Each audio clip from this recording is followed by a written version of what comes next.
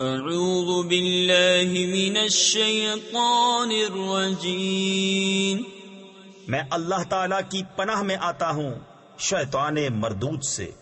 بسم اللہ الرحمن الرحیم، اللہ کے نام سے شروع جو نہایت مہربان رحم والا۔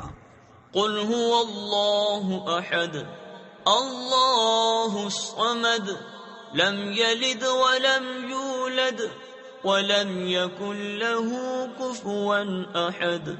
تم فرماؤ وہ اللہ ہے، وہ ایک ہے، اللہ بے نیاز ہے، نہ اس کی کوئی اولاد اور نہ وہ کسی سے پیدا ہوا اور نہ اس کے جوڑ کا کوئی۔ صدق اللہ العظیم۔ سورہ اخلاص۔ سورہ اخلاص کا تعارف، مقام نزول۔ سورہ اخلاص ایک قول کے مطابق مکی اور ایک قول کے مطابق مدنی ہے۔ آیات، کلمات اور حروف کی تعداد، اس صورت میں ایک رکوع، 4 آیتیں، 15 کلمے اور 47 حروف ہیں۔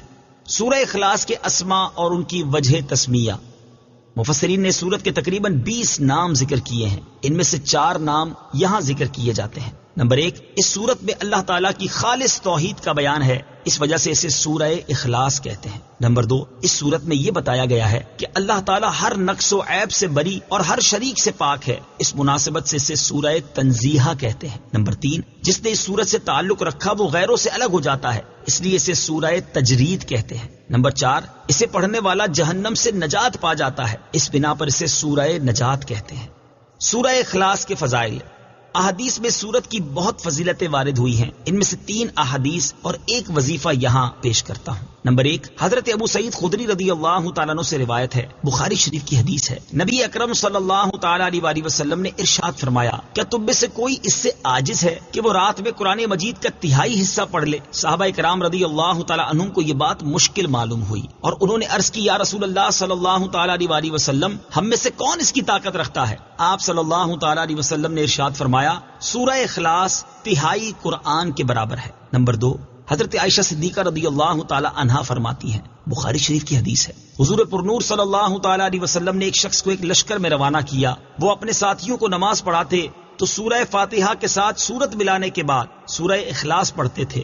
جب لشکر واپس آیا تو لوگوں نے نبی کریم علیہ الصلوۃ والسلام سے یہ بات ذکر کی تو پیارے آقا علیہ الصلوۃ والسلام نے ان سے ارشاد فرمایا، اس سے پوچھو کہ تم ایسا کیوں کرتے ہو؟ جب لوگوں نے اس سے پوچھا تو اس نے کہا، یہ سورت رحمان کی صفت ہے، اس وجہ سے میں اسے پڑھنا پسند کرتا ہوں۔ تاجدار رسالت صلی اللہ تعالی علیہ وسلم نے ارشاد فرمایا، اسے بتا دو کہ اللہ تعالیٰ اس سے محبت فرماتا ہے۔ نمبر 3، حضرت انس رضی اللہ تعالیٰ عنہ سے روایت ہے، ترمذی شریف کی حدیث ہے، ایک شخص نے سید عالم صلی اللہ تعالی علیہ وسلم سے عرض کی کہ مجھے اس سورت سے بہت محبت ہے، ارشاد فرمایا، اس کی محبت تجھے جنت میں داخل کر دے گی۔ نمبر 4، تفسیر ساوی میں لکھا ہے کہ جو شخص گھر میں داخل ہوتے وقت سلام کرے اور اگر گھر خالی ہو تو حضور اقدس صلی اللہ تعالی علیہ وآلہ وسلم کو سلام کرے اور ایک بار قل هو اللہ پڑھ لیا کرے تو انشاءاللہ فقر و فاقہ سے محفوظ رہے گا، اور یہ بہت مجرب عمل ہے۔